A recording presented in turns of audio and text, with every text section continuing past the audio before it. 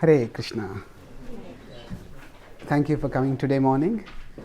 And before we start, I'd like to know, were any of you scheduled to come for the reincarnation course and you come instead for this course?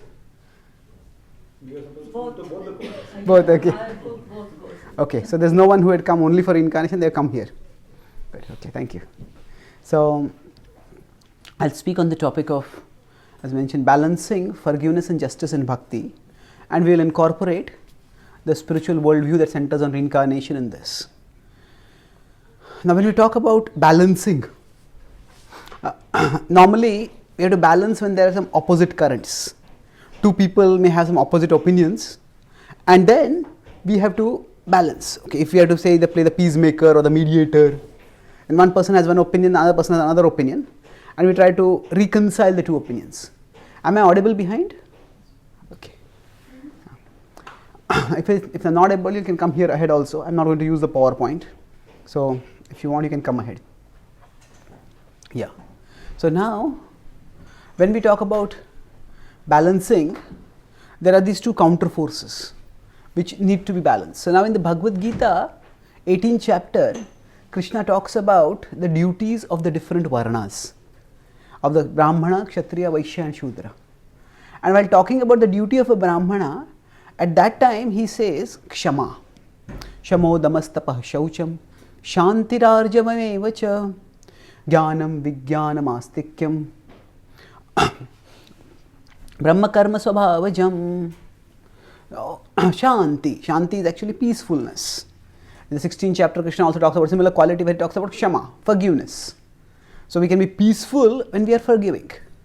So forgiving is considered to be a Brahminical virtue. And Brahmanas are expected to forgive. In fact, the Bhagavatam says a Brahmana is characterized by a capacity, by the quality to forgive endlessly. At the same time, the very next verse, Krishna talks about Kshatriyas. And there is a Teja, Dhuti, Shaucham. There he goes on and he says, Yuddhe chapyala apalayanam danam ishwara bhavascha kshatram karma svabhavajam. This is the next verse, this is 43rd verse, where 42nd talks about Shanti Kshama, that theme is there. Here it is, Yuddhe chapya apalayanam. That when there is Yuddha, when there is fight, the Kshatriya doesn't run away from the fight. Kshatriya is fearless to get into the fight and basically to fight. So, in one sense, peace and fighting are opposites. So, a Brahmana is expected to be peaceful, and that means forgive. A Kshatriya is expected to not step down from a fight when it is required. That means that if somebody has done something wrong, and the Kshatriya has to fight to correct that. So this means according to different natures and different situations, we could say different dispositions internally and different situations or positions externally, different people are ordained to act in different ways. A Brahmana is not meant to be an administrator of society. A Brahmana is meant to be a spiritual guide, whereas the Kshatriya is meant to be an administrator of society. And broadly speaking, in the broad Vedic tradition of India, the discipline is maintained in two ways. We talk about law and order. Say in some parts of the world there are terrorists, there may be various kinds of antisocial elements who disrupt law and order. So the law and order has to be maintained. So there are two broad tools for maintaining law and order. They are called as Shastra and Shastra. Shastra is spiritual knowledge, scriptural knowledge. Shastra is weapons. So the Brahmanas use Shastra, and through sharing scriptural knowledge, they help people to understand the benefits of the right course of action and the harms of the wrong course of action. And in that way, they encourage people to choose the right path. And education is very important. Otherwise, people will not know why they should do the right thing. Without education, if there is simply regulation, then that regulation without education seems like prohibition, like deprivation. So if I have regulation, don't do this, don't do this, don't do this, but I'm not told why I should not do this, then regulation without education seems like deprivation. And people feel, no, I want to do it. Who are you to tell me to stop it? So education is extremely important. At the same time, education alone is not enough. In Hindi there is a saying, लातों के भूत बातों से नहीं मानते. So there are many languages have their own sayings. You cannot translate those sayings into English. If you try to translate this, the ghosts of kicks don't learn by words. It doesn't make any sense at all. What it essentially means is that there are some people who just don't learn by words. They have to be disciplined by force, by action. And that's why Kshatriyas are there. Kshatriyas use Shastra, they use weapons. And the weapons are used primarily to demonstrate to people the consequences of their actions. And that acts as a deterrent. Now, using force to discipline others is not the best way to act. It is much better if people intelligently chose a right course of action. But the nature of the world is that deterrence is often very important. Deterrence means that if you do this, then I will be doing this, and therefore you better not do this. So, for example, it is said in the Bible, fear of God is the beginning of wisdom. Now, if people do not have any fear of God, then they will do anything and everything, and they think, I can do it. If I can get away with it, I'll do it. So, now of course, if that is the only conception that people have, oh, God is a very fearful person who will punish me, that is a very unhealthy idea of God. So, from fear of God, one has to move towards love of God. If there is only fear, then that is unhealthy.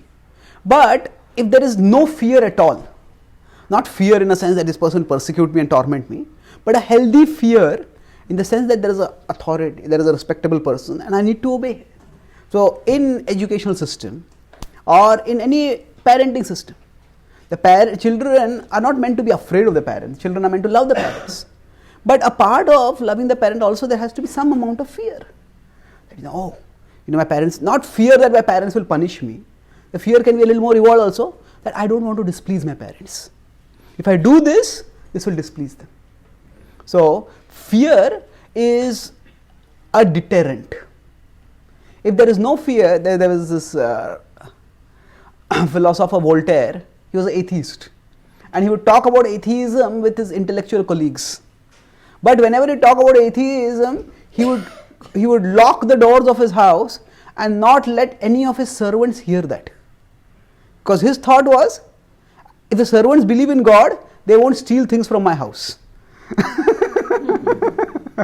So, although God doesn't exist, but he thought belief in God is a good deterrent from criminality. So now if you see, relatively speaking, in the 1950s, 1960s, 1970s, if you can say I am from India, so India had a war with Pakistan, India had a war with China. But in the last 20, 30, 40 years, there have been no wars. It's not that India, Pakistan, China have got good relationships now. But all sides have got nuclear weapons. So now nuclear weapons act as a deterrent. There may be still a war below the radar, where each party tries to, you could say, suck the blood of the other party. But there is no overt war. Now here I am not recommending nuclear weapons, I am talking about a principle. The principle is deterrence often works. If the other person knows that if I do something, this person is going to hit back and this person has the power to hit back, then deterrence is, it curbs people's tendency to act irresponsibly, act aggressively, act violently. So, Kshatriyas, they are meant to punish people who are wrongdoers. And even the fear that I will be punished, that acts as a deterrent for people from doing wrong. So, if there is no punishment, then there is no deterrence. And if deterrence is not there, people give in to indulgence. So we could talk about that three levels. There is indulgence, there is abstinence. Abstinence means I voluntarily decide I am not going to do this. So, but most people will not voluntarily take up abstinence. Abstinence means, suppose somebody is greedy and they go to a shop. I want to steal from here. I want to do some shoplifting. Now, if they know that there are cameras everywhere, I'll be caught. And even if the desire is there to lift something from the shop, they will not lift it. Now, it is not that people are free from greed, but that fear that I'll be punished, maybe I'll not be put in jail, but I'll just be disgraced. In that fear of being disgraced also acts as a deterrent. The fear may be specific. Fear can be fear of punishment, fear of disgrace, fear of displeasing someone whom you want to please. But all these are at one level negative emotions. But this fear acts as a deterrent. So, we all have various impulses within us. There is lust, there is anger, there is greed. And these impulses pop up at various degrees. So, if you are talking about, say, forgiveness and justice, the point is that, say, let's talk about anger. We all have anger. Now, depending on the way we have been brought up, the way we are conditioned, now we may express anger in different ways. Somebody in anger might just, I just want, leave me alone. I don't want to talk with anyone. If somebody tries to talk, they give them the silent treatment. And just by being silent, they convey their displeasure to the other person. Some people may just become irritable. Small things, they just become, they become grouchy. They just complaining, snapping. Some people just explode, blast out. Some people, when they get angry, they may just take some things and start hitting each other. Some people, they may become physically abusive. Some people may take a gun and start shooting others. Now, anger is similar, but the expressions can be very variable. So, now, different expressions of that anger have different consequences. Now, if I just shout at someone, that is also hurting, but taking up a gun and shooting someone is of an entirely different category. So then, or another example could be, say, in today's world, alcoholism is very common. People drink alcohol. But even people who regularly drink alcohol, they are careful not to drive under intoxication, drive under influence. Now, it is not that they are self-controlled, that they are not drinking. But they know that if I drive while I am intoxicated, if I am caught, my license may be taken away. And for people especially in the Western world, it's not being able to drive is almost being like crippled. What do I do if I can't drive? It's one of the worst punishments that they can imagine. So what happens? The deterrence is there. So people may drink, but they are careful not to drink under influence. Now if you tell them don't drink only, that is something which they will not do. But they know that this will cause punishment, so therefore they will not do it. So the punishment or the fear of punishment, both of them act as strong deterrents. And there is a story of Narad Muni and a snake. So the snake would go and bite people. And Narad Muni is a universal teacher of bhakti. So he teaches the sons of demons, he teaches the sons of devatas, he teaches everyone. So he taught bhakti even to the snake. And that snake became a devotee after that. And then Narad Muni was infused devotion and then went away. After some time he came back and he found that his snake was terribly mangled and wounded. I asked him, what happened? The snake told that actually, as per your instruction, I decided not to bite anyone. But when I stopped biting, then people started attacking me. Kids started throwing stones at me. Passerby started hitting me with their sticks. And here I am wounded. So Narad Muni said, I told you don't bite anyone. I didn't tell you don't show your fangs to anyone. You have fangs, show them. So now showing the fangs means that there is again deterrence. It's not that the snake wants to bite, but showing that fangs keeps people at bay. So even when something is not to be, something one doesn't have an intention to do that, sometimes deterrence is required to keep people, to get people to curb their impulses. All of us have impulses, and although we may say, no, I have no self-control, or I'm a short-tempered person. Somebody may say, I am very short-tempered, I get angry. But that same person, they may shout at their family members at home. But if they go to their boss, they are in the office in front of the boss, they will not shout at their boss. Why not? Is it that they are not angry? In fact, the boss may do many things which make them angry. But there they have the fear. If I shout at my boss will not shout at me. My boss will kick me out. Some bosses are my way or the highway. So then the deterrent is there. Oh, I'll lose my job. So we have impulses, and we also have the capacity to control the impulses. But we don't often have the impetus to control the impulses. In the office, the impetus to control the impulses, I lose my job. And that's a very serious thing. Therefore, I will not express myself.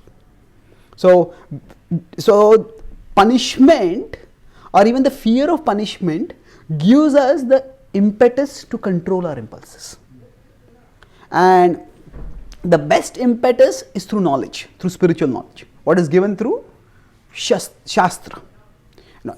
By controlling our impulses, it is not just that we will stay out of trouble, but by controlling our impulses, we will grow spiritually.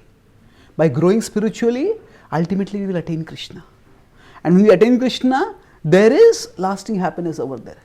Yam hi navathayantete purusham purusharshabha samadukha sukham dhiram somrutatvaya kalpate. So amrutatvaya kalpate. Krishna says we will attain immortality. We will attain nectar of eternal life if we can regulate our responses. Happiness and distress comes, but we don't get carried away by it. We stay equipoised among it. So here, that means now I talked about 3 levels. I said there is indulgence, there is deterrence, there is abstinence. Now beyond this, there could be transcendence. So abstinence means I voluntarily choose not to do it. So for example, we may decide on Ekadashi I am going to fast. That is abstinence. I still feel like I still feel like eating, but I have decided to fast. That's abstinence. Or we may decide I'm not going to take greens on Ekadashi. So, or somebody may decide, I don't want to indulge in myself, so I'm not going to take sweets. That's deterrence. That's abstinence. But somebody has got diabetes, and they decide I'm not going to take sweets. Now, it's not that they have lost the desire for sweets, but still the knowledge, my diabetes will flare up and I'll get in a lot of trouble, and that trouble is not worth this.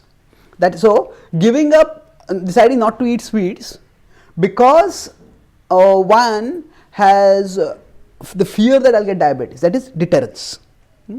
Or sometimes one just becomes so caught with the desire, forget the future, I'm going to do it right now. Some people say, anyway, everyone is going to die, I'm going to enjoy and die. So people just say, I don't care for the future, I just want to enjoy. So there is deterrence and there is indulgence. Deterrence means because of the fear of consequence, I don't do it. Abstinence means it's not so much the fear of the consequence of indulging, it's rather the benefit of abstaining. I focus on that. Okay, I want to become purified. I want to grow spiritually. I want to become detached from worldly things. That's why I'm not going to do this. And beyond abstinence is transcendence. When transcendence means one has gone beyond the desire itself. So if one is tasting the sweetness of Krishna's glories, then one may not feel attracted to worldly enjoyable objects at all. So ultimately, we all want to go towards transcendence. When we transcend the worldly impulses and the worldly pleasures, We are absorbed in Krishna and we are relishing joy over there. So till we get there, many of us have to practice abstinence. And who can practice abstinence? Those whose intelligence is strong enough to perceive some higher benefit, some long-term benefit. They can practice abstinence. Okay, this is something which will be good for me in the long run, so I will do it. But for those whose intelligence is not strong enough, those who can't perceive the long-term benefit, if they are to do it, they require deterrence. If you do this, this consequence is going to come. Therefore, I will not do it. So now, going back to the point of Kshatriya and Kshatriya using Shastra and Brahmana using Shastra. So now Shastra, if among these 4 levels, Shastra will work at what level? There's indulgence, deterrence, abstinence and transcendence. Shastra will work at what level? Deterrence. Shastra. Okay. You're talking Shastra or Shastra? Shastra. Sorry, Scripturology. transcendence. Yes. Okay, thank you. Actually, Shastra can also work at all 3 levels, but primarily Shastra is about abstinence and transcendence. At least understand with your intelligence what is the long-term benefit, and therefore avoid this. And then transcendence, we just by practicing Shastra, by living Shastra, we get a higher taste and we go beyond it. Now, Shastra can also have the effect of deterrence. Say, sometimes we understand, this is bad karma and this will lead to bad karmic consequences. Therefore, I should not do this. But in general, in today's world, this idea that, we can do bad karma and we'll get bad consequences in the future, this people don't connect with it so much. That's why even in the past, Christians would preach about, if you don't surrender to Jesus, you're going to go to hell. If you do sinful activities, you'll go to hell. So people who tell others you will go to hell, people tell them you go to hell. No, we don't care for you. So if you see Srila Prabhupada in the 5th canto does talk about, in the 5th canto of Srimad Bhagavatam, they talk about the hellish planets. But apart from the 5th canto's context, how often does Prabhupada talk about, if you do sinful activities, you will go to hell? Prabhupada is not talking about that. There is that book Laws of Nature, on the back of which those pictures are displayed. But if you see the actual book Laws of Nature, Prabhupada's stress is not on this, you do this, this will happen, you do this, this will happen. Prabhupada's focus on the knowledge. You are not the body, you are the soul. And you are meant for much higher pleasures. The bodily pleasure is so temporary, it is so external to you. You are meant for something better in life. So Prabhupada did not emphasize this whole idea of enjoyment will cause suffering. Yes, he did say that sense enjoyment leads to suffering. But the idea of hell or suffering as a deterrent, that was not the primary thrust of Prabhupada's teachings. His thrust was knowledge. You are meant for something better in life, and therefore pursue this. So, Shastra can also act as deterrent, but primarily Shastra is meant to provide us reasons for abstinence and then the path to transcendence. Tells us the path. However, like today, similarly in the past, not everybody is so thoughtful as to appreciate Shastra. If we consider that there is a cross section of 1,000 people in a society, so a rough approximation, we cannot really divide society into mathematical terms, but we could say in a cross section of 1,000 people, there will be 1 Brahmana, 9 Kshatriyas, 90 Vaishyas and 900 Shudras. Now when we are talking about Shudras, it is not by birth, it is by quality. People who are intellectual are going to be few. People who are going to managerial are also not going to be many. People who are going to mercantile are a good number. But most people are going to practically work with things.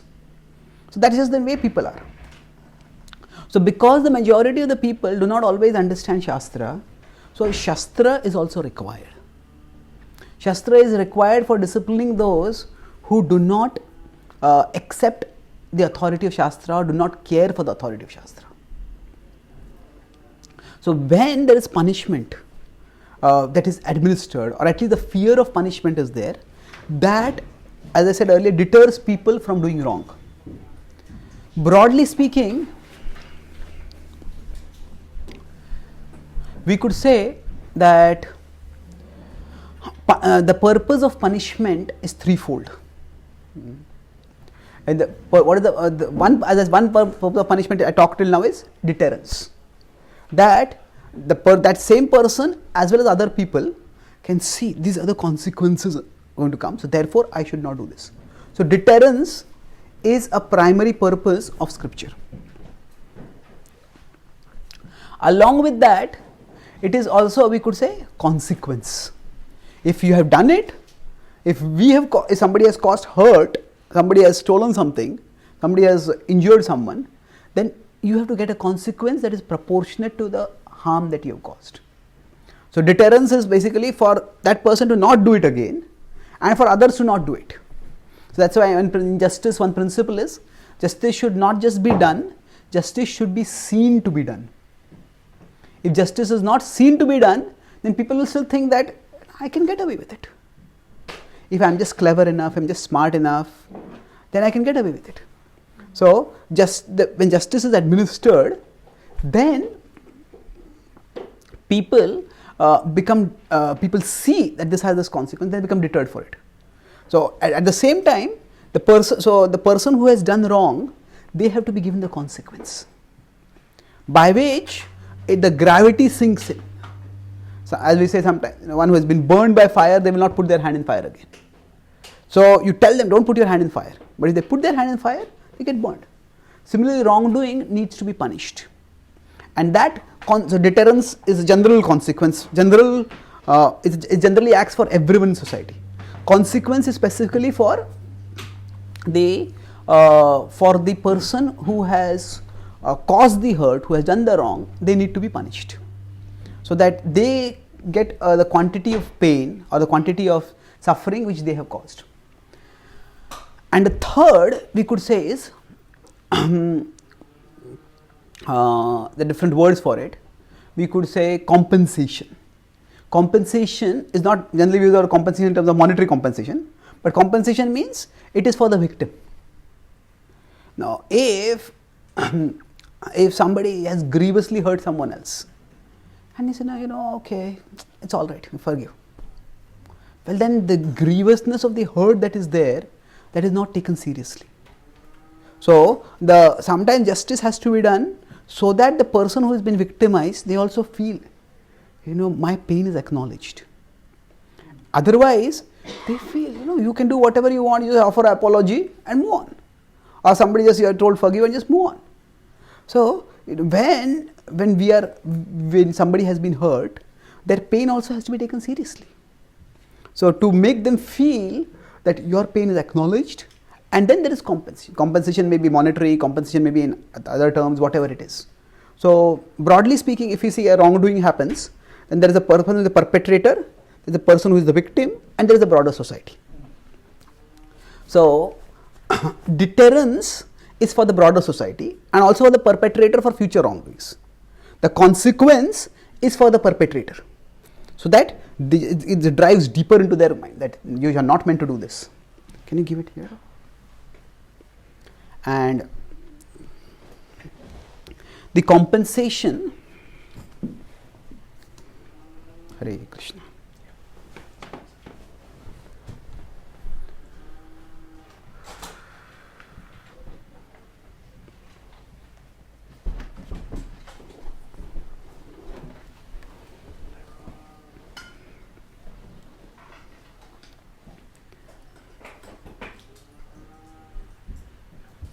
Hare Krishna. Okay.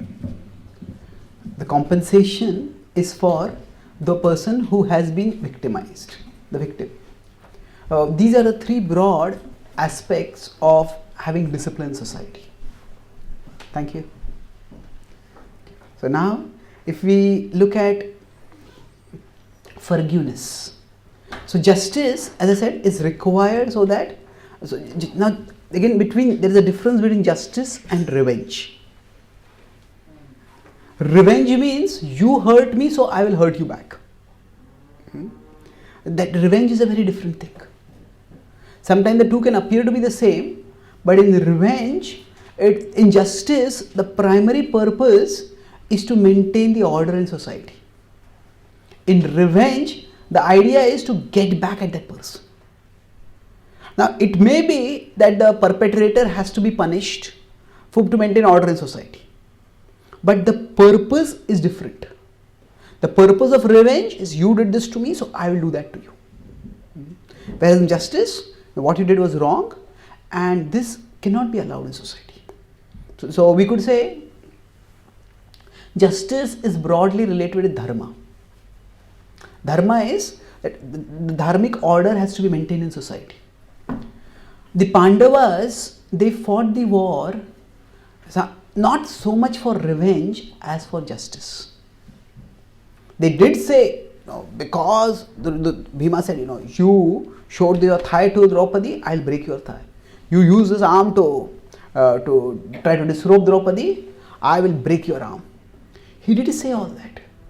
At the same time, they were ready to put it all behind. When Krishna went as the peace messenger, they were ready to put it all behind, if things could be amicably resolved. So if they had been motivated only by revenge, then they would not even have offered a peace proposal. So in the heat of the moment, they say, I'm going to hit back at you. But hitting back at the Kauravas was not their primary motive. Their primary motive was to establish Dharma. Krishna tells Arjuna that he has come in this world, Dharma samsthapanarthaya sambhavami yuge yuge. And Krishna told Arjuna, you fight because you help me to establish Dharma. So there is some similarity in establishing justice and doing justice and seeking revenge, in the sense that in both the wrongdoer may be punished, but the whole context and purpose are different. So often when people seek revenge, it is that they take the law in their own hands. And taking the law in their own hands, they don't go through the normal system of justice. There is what is called vigilante justice. People just become vigilante, they take up weapons, and you did this wrong, I'll kill you. So now sometimes people may do this because they feel frustrated with the system of justice. So often Bollywood movies have this theme that some very powerful person does something wrong, kills someone, violates someone, and then the hero goes through the legal system and the hero can't do anything, and the hero takes the law in his own hands and then goes and kills the wrongdoer. Now, as a dramatic action-filled story, that may have some entertainment value, but in real life, if people started taking the law in their own hands, there would be chaos. So I talked about difference between seeking justice, which is for establishing law and order, and seeking revenge, which is simply to get back to the other person. Now, what about forgiveness? Forgiveness is where the victim says that, okay, did this, let's put it behind. I don't want any compensation, I don't want you to have any consequence. Let's put it behind you. Forgiveness is considered a virtue for a Brahmana, but it is not considered a virtue not exactly or not always for a Kshatriya. Because a Brahmana is not an administrator of society. At an individual level, if somebody has done wrong to me, I may forgive. But if that person is a serial wrongdoer and the state forgives that person, then that person is going to keep doing that wrong. And if the state forgives, then the state is going to simply enable that person to keep doing the wrong. So the individual duty may be different from the state's duty. The individual may say, okay, I don't want to get involved in this. You did this, I want to move on with my life, forget it. So that's okay. But a Kshatriya is concerned with the broader order of society, and they have to see what is the mentality of the person. If that person is going to keep doing wrong again and again and again, then they need to be punished for that. Now, this is at a broader discourse in terms of social administration. For most of us, we talk about forgiveness in the context of individual relationships. In the context of individual relationships, forgiveness is a very important virtue, because all of us are imperfect, and because we are imperfect, so we all will commit mistakes. And if we start keeping track, you made this mistake here, you made that mistake there, you made that mistake there, and we try to get even with people for all the mistakes that they have done, then there cannot be any relationship. So in individual relationships with our loved ones, with people who are close to us, then trying to get even will mean that we will never have an even relationship. Our relationship will be very, very unsteady, turbulent, and it will break apart. So basically, now we come to another point here. There are mistakes which are just circumstantial, conditional. Sometimes some people just forget something. Some people in the circumstance get tempted and they do something wrong. They just do some. Now this might just be conditioning. And if that is not a habitual thing, then that need not be held against them. Let's discuss two contexts over here. In the Mahabharata, in the Ramayana, Sugriva, who is exiled by his brother Vali, forms an alliance with Ram, who has also been exiled. And then Ram helps Sugriva to gain back the kingdom. So both have lost something. So Ram tells Sugriva, I'll help you gain back your kingdom, and you help me gain back Sita. So Sugriva agrees to the alliance, and then after Sugriva gets the kingdom back, at that time the rainy season starts. And at that time, the Vali is considered to be the son of Indra, and Sugriva is the son of Surya. So because Vali has been killed, so some Ramayana commentators say that Indra became very angry. And Indra became so angry that he arranged for torrential rains. Rains are always there, but the rains at that time were so excessive that he couldn't do anything. Normally, if someone loved one is lost, even if it is rain or storm, we'll still go out and search for that person. But Ram at that time couldn't do anything for 4 months, although Sita was lost, because the rains at that time were unusually, excessively torrential. So Sugriva had said that I will send monkeys and I will find Sita. But during those 4 months, even he couldn't do anything. Monkeys are meant to live in the wilderness, but even they also have their limitations. When it's raining so much, they couldn't do anything. In those 4 months, Sugriva forgot about his promise. He had been living in abstinence in the forest. Why? Because he had nothing. He was just living a Spartan life over there. He did not have any facility for indulgence. And suddenly, after living a Spartan life for many years, he came back and became the king. And then he started indulging in worldly pleasures. And he got so involved in that indulgence that he just forgot that he had a promise to keep. And the rainy season ended, and still Ram was waiting. Then nothing happened. Lakshman became angry. Ram told Lakshman about his concern. Lakshman became angry and he came into the kingdom. And when he came into the kingdom, Lakshman, when he saw how Sugriva was indulging in sensuality, he said, ingratitude is the worst of sins. You had made a promise to your friend and you forgot it. You deserve to be punished for this. But then Sugriva immediately came to his senses. And he called for his forces and he sent them, and eventually Hanuman found Sita in Lanka. So the point here is that throughout the Ramayana, thereafter, nobody reminds Sugriva, you forgot your promise. That he did forget his promise, but as soon as he remembered, he acted on it.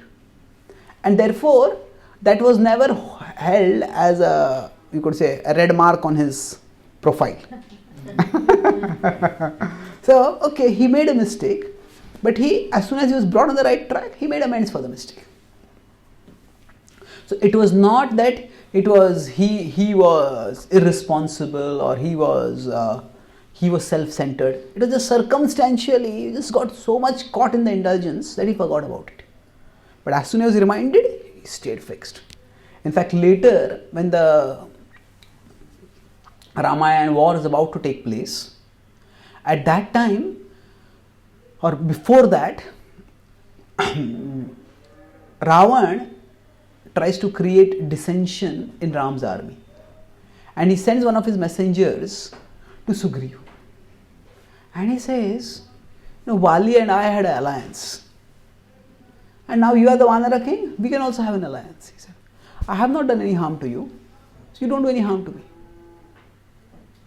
He says, I will have my Rakshasas protecting you, and he gave him a lot of protecting your kingdom and your rule, and he offered him a lot of gifts. But Sugriva was not the least tempted by it. He stayed fixed in his purpose. He says that the day you abducted Sita, that day you became my enemy. Ram is my friend, and enemy of Ram is my enemy. So therefore, here, although he was tempted, he did not succumb to the temptation. So the point I am making is that indulgence was simply circumstantial. But in another time when an opportunity for indulgence came, he did not succumb to it. So therefore, it was not held against him. So if some mistake is simply circumstantial, then to hold it against somebody and to keep reminding them, you did that, you did that, you did that, then that is unhealthy. So now forgiveness, it can work at, as I said, different levels. I'll talk about forgiveness and its various degrees in our next. We'll have a break after 15-20 minutes. A 15-minute break we'll have, then again we'll resume. At that time I'll talk about the specifics about forgiveness, how to go about it. But here, let's focus on one point here, that forgiveness means the person stops holding the other person's wrong against them. Let's move on with life. Let's let the past stay in the past now. So they don't seek a consequence, they don't seek a compensation, just move on in life. So forgiveness is often required because just as others hurt us, we also hurt others, because we all commit mistakes. And there are circumstantially we may have gone through a difficult time, and that time we just succumb to something, we indulge in something, we neglect something important. So when we forgive, at that time we ensure that small things don't become big. There are some small lapses which happen circumstantially, keep them small. There's no need to make them into a issue and keep a permanent track record of them. So when we forgive, forgiveness can be at an internal level, at an external level. Internal level means I stop resenting, I let go. And externally means I don't seek any justice, I don't seek any compensation, I don't seek any consequence. Now how does all this, so these points I'll elaborate specifically about forgiveness a little later, but how does all this apply in bhakti? I talked about Brahmana and Kshatriya, they have their duties, and Shastra are used for regulation. But how does it all apply in bhakti? In bhakti, there are two aspects to bhakti. There is the world transcending aspect of bhakti, and there is the world encompassing aspect of bhakti. The world transcending aspect of bhakti means that actually we understand this world is temporary, we are just travelers in this world, and whatever happens in this world, it doesn't matter so much. Ultimately, our destination is eternal. So, with the world transcending aspect of bhakti, we are not so much concerned with the rights and wrongs of how things are happening in the world. In the world engaging aspect of bhakti, we recognize that bhakti is not just about going to another world. Bhakti is also about establishing the order of the Lord in this world. Because Prabhupada says, some Christians talk about going to the kingdom of God. He says, does that mean that this is not the kingdom of God? This is also the kingdom of God. But here people live in defiance of God. People live in forgetfulness of God. But this is also a place where God is meant to be glorified. Where there is a rule of, the rule of Dharma is meant to be there. So in the world engaging aspect of bhakti, the law and order has to be maintained. So the world transcending aspect of bhakti will focus on forgiveness. You just forget it. Don't get involved in getting things right, getting things even. Just move beyond all this towards Krishna. When the world engaging aspect of bhakti will focus more on making sure that things are right here also. So Brahmanas in general focus more on the world transcending aspect of bhakti. Kshatriyas focus more on the world engaging aspect of bhakti. Now as individuals, when we are practicing bhakti, we want to transcend the world, but at the same time we are also engaged in the world. We come to the temple to chant and hear and just forget about the world at one level. Just want to absorb ourselves in Krishna. But at another level, we come to the temple also to hear about Krishna. Also to serve Krishna practically in the world. Practically, we want to do services in the temple, we may have projects in the temple, we may have projects in the community. And this is a world engaging aspect. And so, if these two aspects get mixed up, so if we try to apply the world transcending principles to the world engaging, or the world engaging aspects to the world transcending, it won't work. Suppose once a devotee had gone on book distribution and distributed a lot of books, collected a lot of Lakshmi, and he lost it all. And when he came to the temple, he told the temple commander, okay, so I lost all the Lakshmi. He says, what? He lost it? He said, no. Krishna says, be equipoised in gain and loss. Now, when Krishna is saying be equipoised in gain and loss, that is so that you don't get carried away by worldly gain and worldly loss. But that is not a license for irresponsibility. That is, if we are serving Krishna, then it is Krishna's Lakshmi and we are meant to be careful about it. So if we misapply these two, where there's world engagement, if somebody has a practical problem, actually, I want to go here, I'm studying this verse, but I'm not understanding this concept.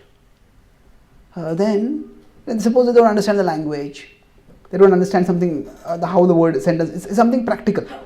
Okay, this word, what does this mean? This word, what does this mean? This word, what does this mean? You look at a dictionary or explain the meaning of the word, they understand it. But if somebody is not able to understand something because they can't understand the language or the structure of that sentence or paragraph, at that time you tell them, chant Hare Krishna, Krishna will reveal everything to you.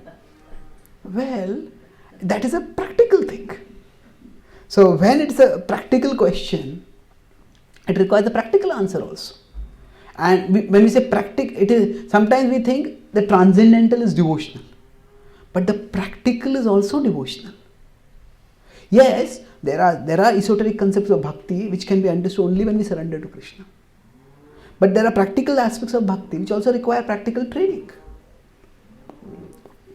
So when the devotees organized Rath Yatra here in London, the first group of 6 devotees had come. The devotees had done Rath Yatra in America, and the devotees in London, they wanted to do a grand scale of Rath Yatra. So they wanted to do everything big. They wanted to get the Beatles to become devotees, like that. They wanted to do everything big. So what they did was, they made a giant Rath. But then somehow they got the dimensions of everything from America and they kept the wheels of the same size. So the Rath was much bigger, the chariot was bigger, the wheels were of the same size. And then they had publicized the Rath Yatra and they were going along, and as the Rath was moving, the Rath just crumbled. It just crumbled completely. And it was a PR disaster. And Gurudas wrote to Srila Prabhupada, was it that this Rath Yatra festival became a disappointment because of our poor devotion? So Prabhupada said, it was not your poor devotion, it was your poor engineering.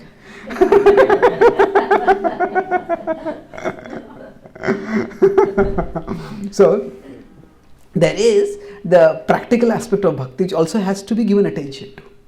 And so if the rath is collapsing, say, chant Hare Krishna, the rath will stay there.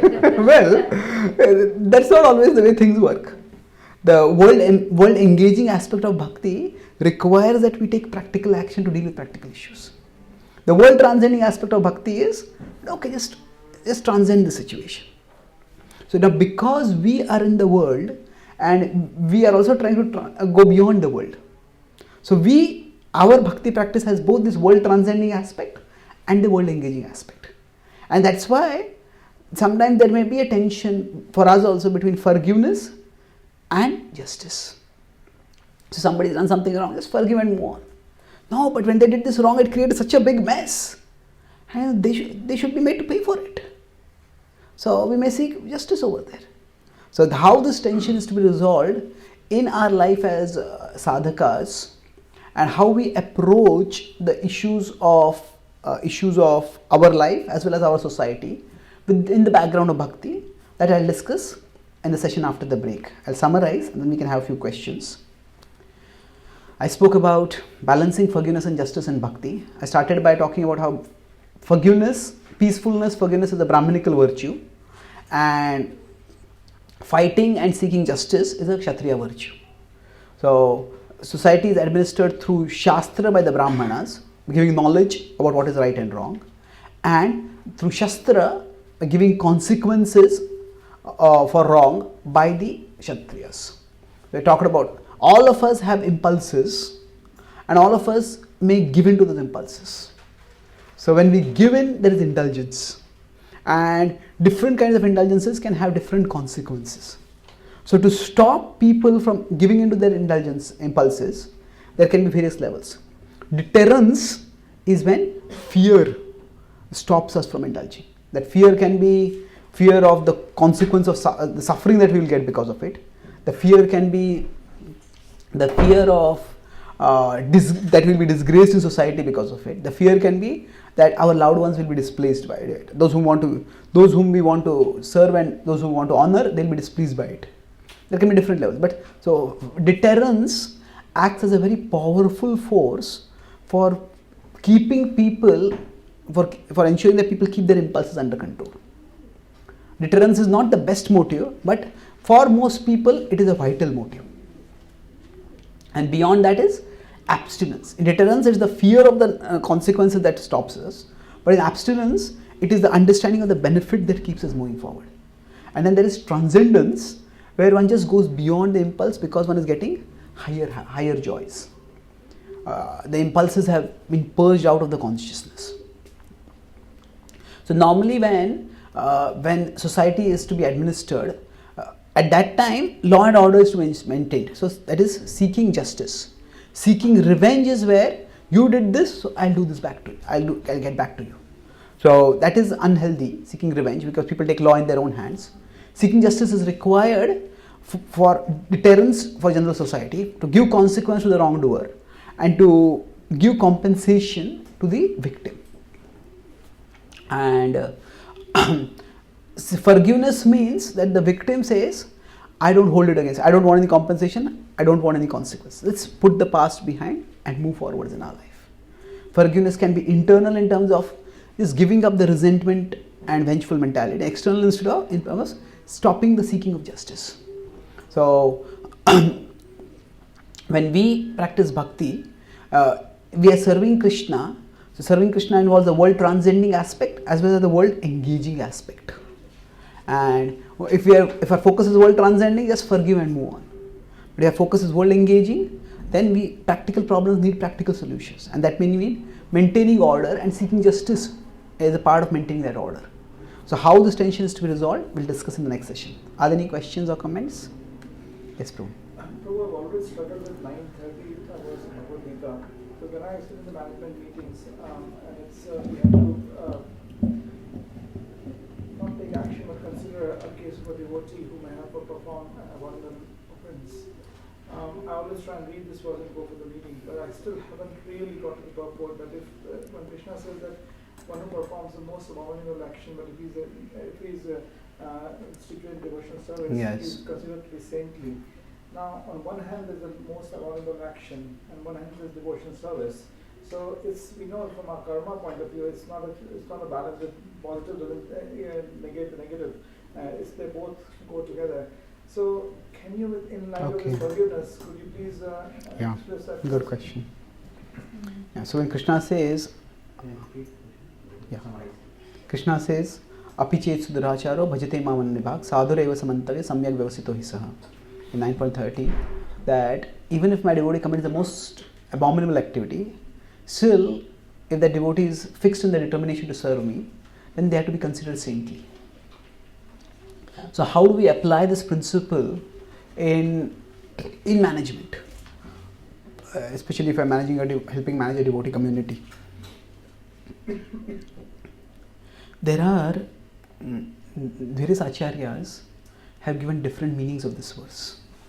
So there you could say there is a liberal meaning of the verse and there is a conservative meaning of the verse.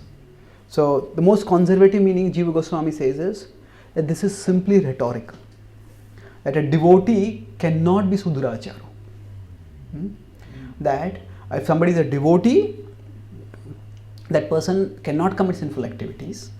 And this verse is meant to highlight the rhetorical case of a devotee is so glorious that the devotee is always to be considered saintly.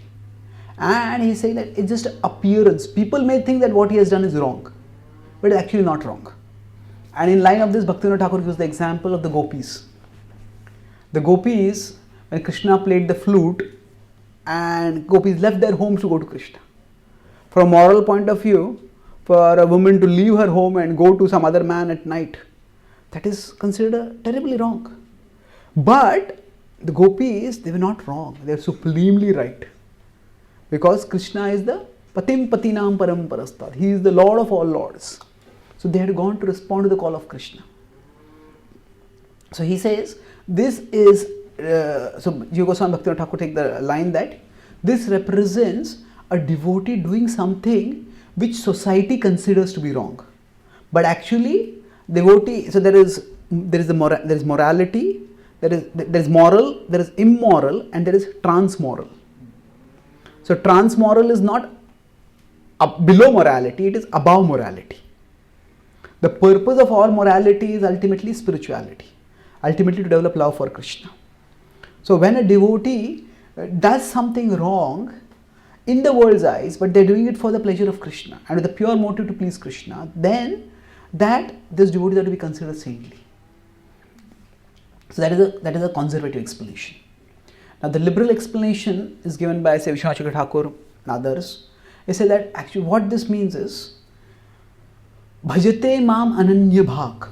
That means even if the devotee commits sinful activity, the devotee doesn't think that for becoming free from the sinful activity, I have to go to some other god or I have to do some other worship. The devotee is still determined to serve Krishna. They have to understand that bhakti is adequate enough to purify me. Bhakti is adequate enough to rectify me. And Krishna is my Lord and He is going to be my Lord no matter what happens. So again, because there is a contradiction, if somebody is determined to, if somebody is bhajate mam anya bhak, with an undeviating intention, with an undeviating emotion, somebody is serving Krishna, then how can they do anything wrong? And how can they do anything grievously wrong? So here this undeviating emotion refers to the understanding that Krishna is my Lord. And this also makes sense in the context, because the series of verses in the Bhagavad Gita from 9.20 onwards till 9.33, they are actually contrasting the worship of the devatas with the worship of Krishna. So Krishna says that the worship of the devatas gives temporary results, my worship gives eternal results. He says that the worship of the devatas requires elaborate rituals, my worship can be done simply, just by offering a fruit or a flower. The worship of the devatas requires ones to be sanctified and pure in terms of the practice of rituals. Whatever you are doing, you can offer to me. And the worship of the devatas, especially the yajnas, can be done only by brahmanas. But my bhakti can be done by everyone. So the eternality of the results, the simplicity of the worship, the universality of the opportunity to worship, and the potency to cleanse us of wrongdoings. These are the 4 ways in which worship of Krishna is superior to the worship of the devatas. Yeah, okay. The eternality of the result, the eternality of the result, the simplicity of the worship, the universality of the facility to worship.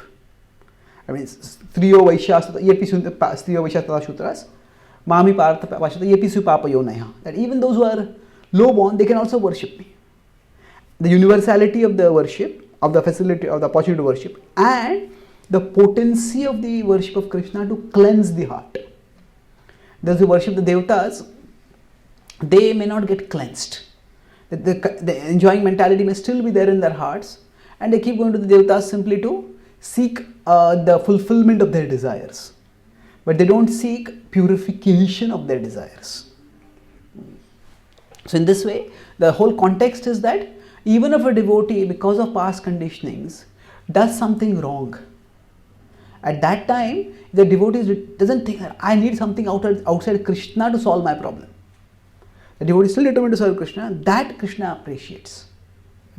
But then later also this Krishna says, Shipram bhavati dharmatma. Next 9.31 is, soon he will become pious. So he will become dharmatma. So if somebody is sadhu is saintly, dharmatma is a religious person. A sadhu is already higher than a dharmatma. So Krishna said they should be considered saintly and they will become religious. So if they are going to become religious, then how are they to be considered saintly? Getting this contrast, saintliness is a 9.30 Krishna is saying that those who do wrong, if they are determined to serve me, they have to be considered saintly. That's 9.30. But 9.31 says that they will become purified and they will become religious souls, dharmatma. So if somebody to be considered saintly, then saintliness is a much higher level than dharmatma. Then they are saying they will become religious. So that means Krishna is saying mantavyaha. They are to be considered saintly, not that they are saintly. The true saintly people are Titikshava Karunika Surdas Sarvadehinam Ajata Shatrava Santa Sadhava Sadhubhushana. The Bhagavatam describes those who are tolerant, those who are non-envious, those who are compassionate, those who are self-controlled. The qualities of the saintly are described in scripture. But here Krishna is saying it is their intention, their intention to serve Krishna, their determination to keep serving Krishna, that will make them virtuous in future. And it is by focusing on their intention that we can see their saintliness. But it is not that they are saintly, they are to be considered saintly. Mantavyaha. That means that they should not be judged wrongdoers or criminals the way the world judges them. Because they are in Krishna's circle. Having said this, there are the worldly actions which will have worldly consequences. So we see that the Bhagavatam also demonstrates that. Bharat Maharaj, when he gets attached to a deer, at that time the result is that he gets a deer's body. Now it is said that if somebody even takes prasad, somebody has a little bhakti, swalpam apyasya dharmasya trayate mahato bhayat. A little practice of devotion will free one from the danger of losing a human form. Now, Bharat Maharaj had done so much devotion and yet he lost the human form. What happened to the promise of the Bhagavad Gita? Actually, we cannot take any one statement of scripture in isolation. So, both principles applied. The principle that if we become attached to something and we remember it at the time of death, that's what we will attain. That also applied because he got a deer's body. But the principle that if one has used the human form to practice spiritual life, then one will not lose the human form and thereby one will not lose the opportunity to practice spiritual life, that also applied. How? Because Bharat Maharaj got a deer's body, but he did not get deer's consciousness. Even in a deer's body, he had the consciousness of a spiritual human being. and that's why he would stay near the sages, and he would try to get spiritual vibrations over there also.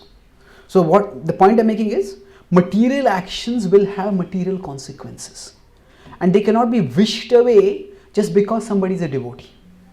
And at the same time, the devotion is not to be forgotten. The Mahabharata can be understood at different levels. One level is Bhishma is a pure devotee, and everybody there is orchestrating by Krishna's will. But another level, it's understood that Bhishma, some commentators in the Mahabharata, they say that Bhishma, many of the Kauravas died. All the Kauravas who did wrong, they died. But Bhishma, in a sense, died a very painful way. He was an arrow bed for so long. Of course, by Krishna's mercy, he was able to transcend that. But still the pain was there. So it's said that actually, because Bhishma did the wrong of not opposing Draupadi's dishonoring actively, and he throughout sided with the Kauravas, so he got the consequence of that. So Krishna did not neglect did not forget his mistake because of his devotion, but at the same time Krishna did not forget his devotion because of his mistake. So he got a consequence at the material level where he was incapacitated and wounded, but then Krishna came to be with him, and Krishna gave his personal darshan to him. So now, with respect to practical management, if some devotee has done some serious wrong, then at the very least, it has to be taken care that they are not given the power or the position by which they can do the similar wrong again. We can forgive in the sense that we can give them the facility to practice bhakti. That should not be taken away. But if they have done something seriously wrong, and if they can do it again, then just saying, oh, they are devotees, we should forgive it, that may have very serious consequences. So practically speaking, we should not take any measures that come between that soul moving towards Krishna. But at the same time, the role that soul has in the world, that has to be monitored. So if they have been given power and they have abused that power some way, then they cannot be, not only can they not be given the power again, but at the same time they have to get some level the consequences of abusing that power. Now, what that consequence will be, that has to be seen. But if we just wish away, they are devotees, it will sometimes if they have done something wrong, it will start trivializing, it will become a trivialization of what they have done. So, I am associated with various forums where we publish articles and videos. So there was many devotees write the article of how I came to Krishna consciousness. So there's one devotee in one part of the world, one person, he wrote he was in the jail, and there he became introduced to Krishna consciousness. So then we published the story on certain forums, or we are going to publish the story, and then some other devotees from that area, they wrote that actually, yes, he was in jail and he became a devotee, but why had he gone to jail? He had gone to jail because he had molested some devotee girl when he was not a devotee. So now, do we want to publish that? Now we may say it's good that he has become a devotee, but then we have to also consider the victim's feelings over there, the feelings of that community, that family. We appreciate that he has become a devotee right now, but at the same time their feelings also have to be considered. So we decided not to publish that article at that time. So although at one level it's an inspiring article, but it's not just that we want to inspire them or inspire others. We also have to consider the victim's situation. So therefore there has to be this balancing act that has to be done. Okay? Beautiful. Thank you. Thank you very much. So it's 11, we will have a short break now. It's 11:53.